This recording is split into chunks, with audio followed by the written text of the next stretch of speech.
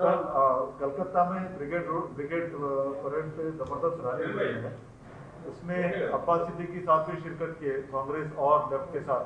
तो इतने दिन से जो आपकी बातचीत चल रही थी अब्बास सिद्दीकी के साथ, आपको भरोसा था उन पर कि आपके साथ जाएंगे, और आज उन्होंने जो है अभी पीएमसी अपना कांग्रेस और लेफ्ट को सपोर्ट दिया है। तो आप इस पूरे माहौल में कहाँ रहते हैं सर? एमआईएम और आपका क्या स्टैंड रहेगा इस पर?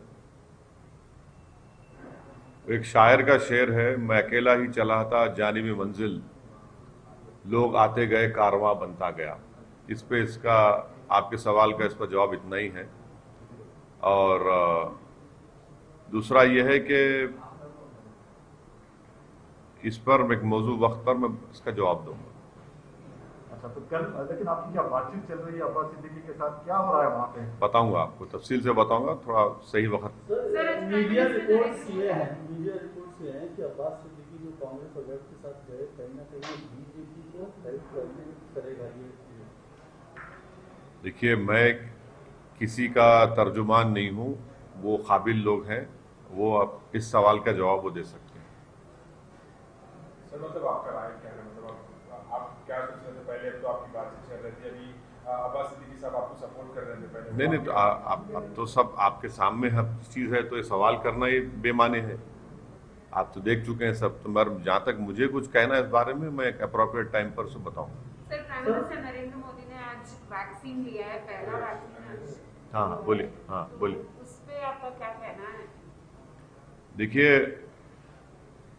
देश में सबको कोरोना वायरस से बचने के लिए वैक्सीन लेना जरूरी है, और चाहे वो कोविशील्ड हो या कोई वैक्सीन कोवैक्सीन हो।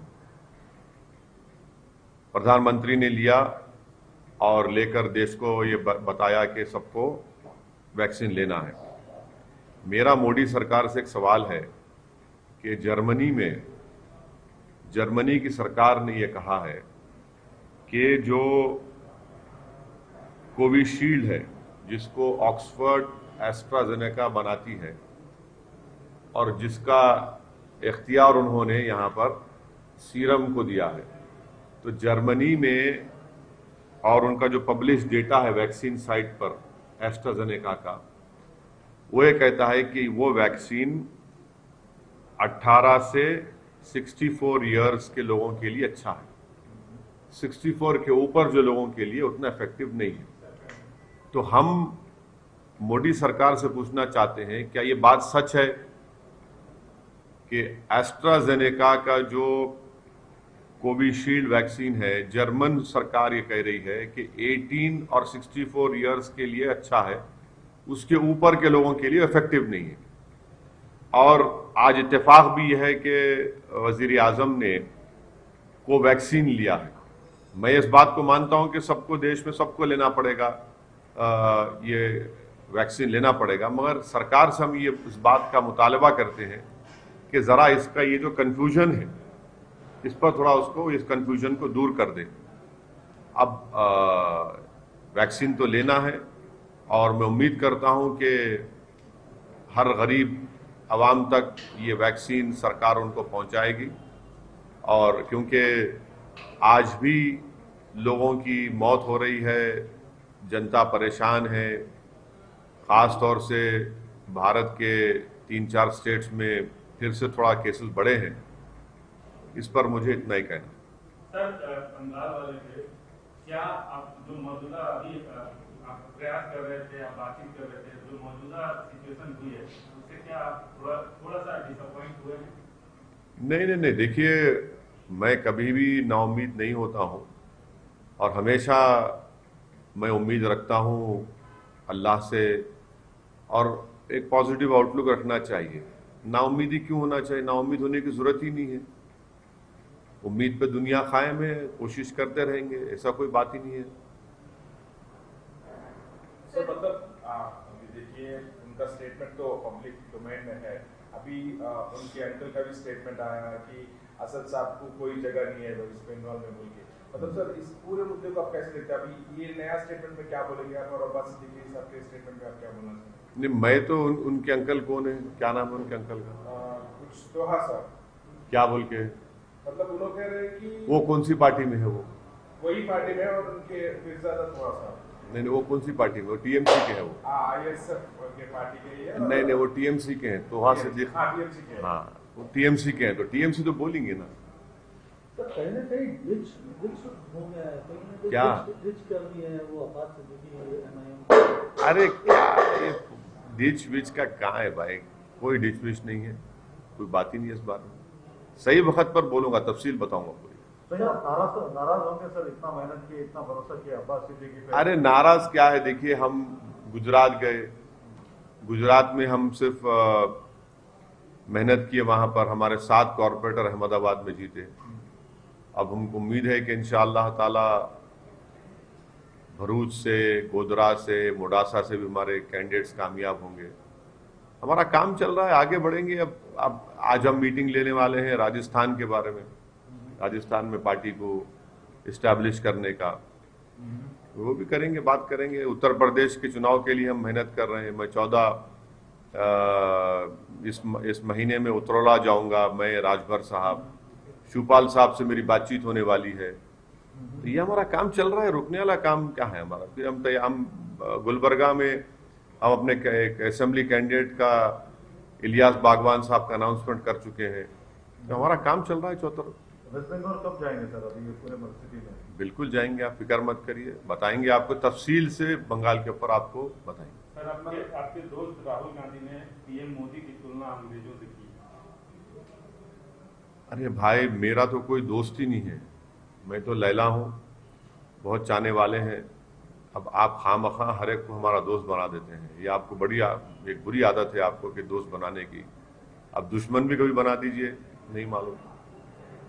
सर ये कहीं ना कहीं जो अब्बास सिद्दीकी साहब का जो स्टैंड है, इससे MIM के चुनाव मतलब जो कैंडिडेचर है जो नहीं, देखिए तिवारी साहब, जल्द से जल्द एक सही वक्त पर तफसील आपको बताएंगे। सर मतलब आपके स्टेटमेंट से ये समझ सकते हैं कि आप सोलो लड़ने वाले हैं वहाँ पे, या फिर? अरे आपको जो समझना है आप समझ लो, मेरे जो समझ में हो, मेरे दिमाग में है, मैं बताऊंगा आपको बात। आपने कहा मैं अकेला ही चला था, अकेले ही हाँ, मैं अकेला ही चला था जानिब मंजिल, इसका मतलब आप आए, लोग आते गए, कारवां बनता गया। तो कोई लोग आ रहे हैं बंगाल में या अकेले ही चलना है? मैं भैया एकला चलो तो वहीं से निकला ना। तो अगला चलो का नारा दिया। हाँ, बराबर है, बताएंगे आप।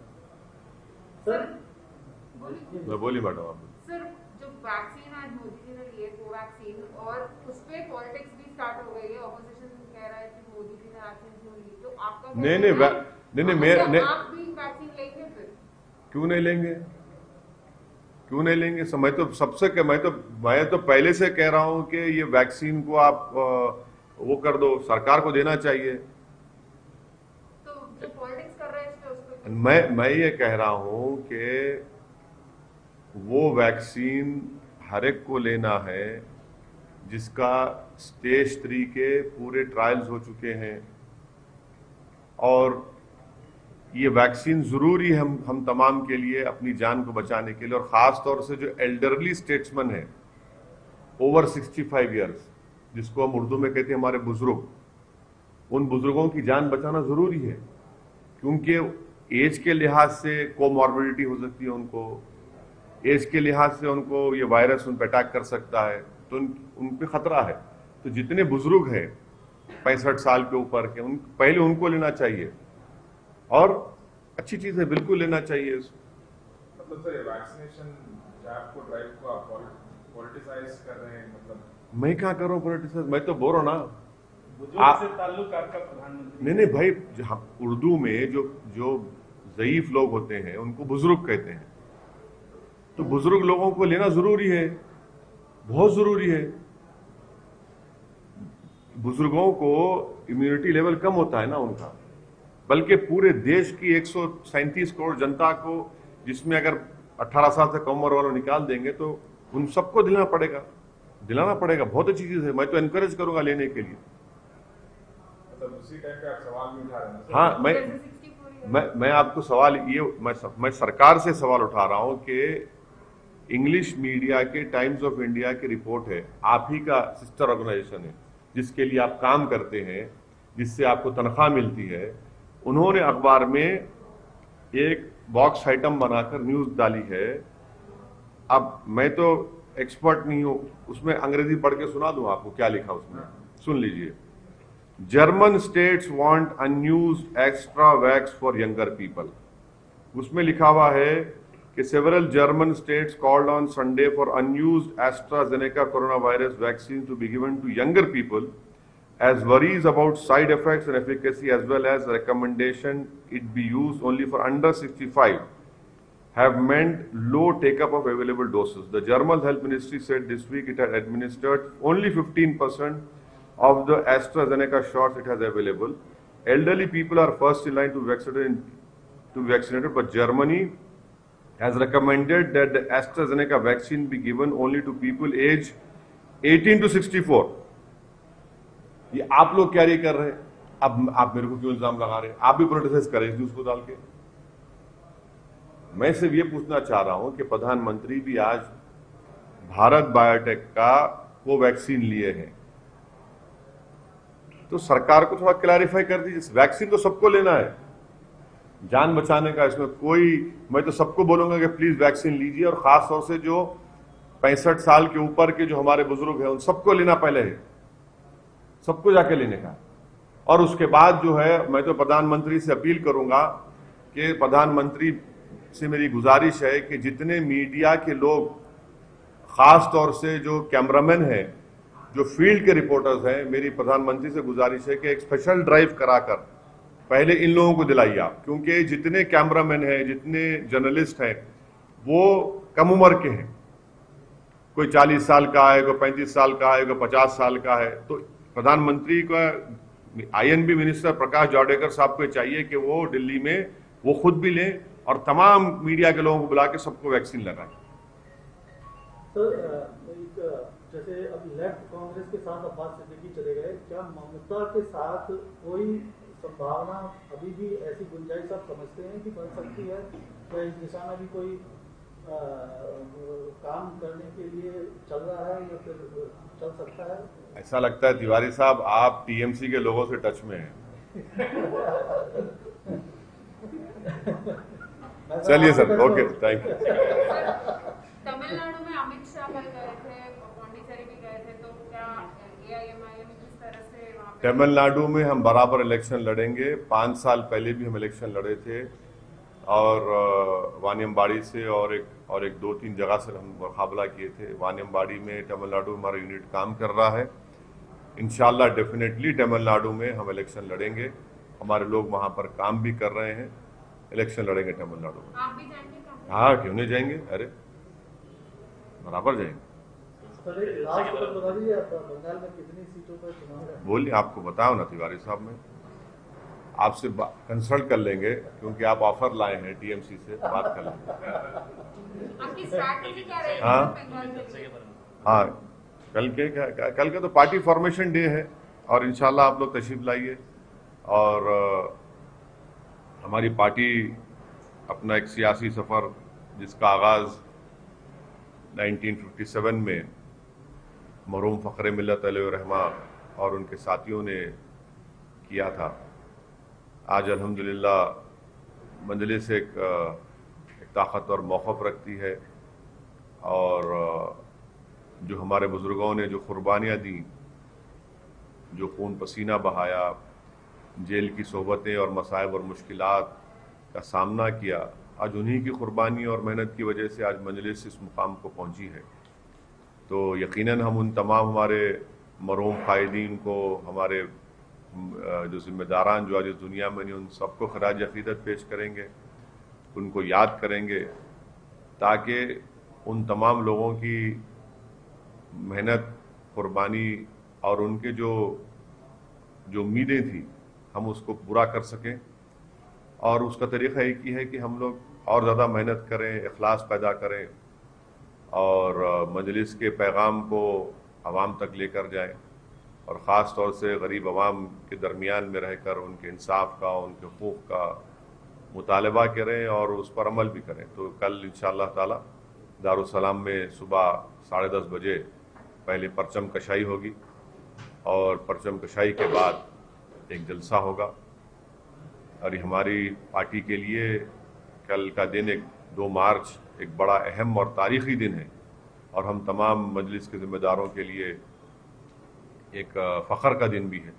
और यकीनन तमाम मजलिस के ज़िम्मेदारान मुहिबान मजलिस कल दारुस्सलाम में जमा होंगे और हम अपने जमात के पैगाम को और जमात की मेहनत और जस्तजू का जिक्र भी करेंगे।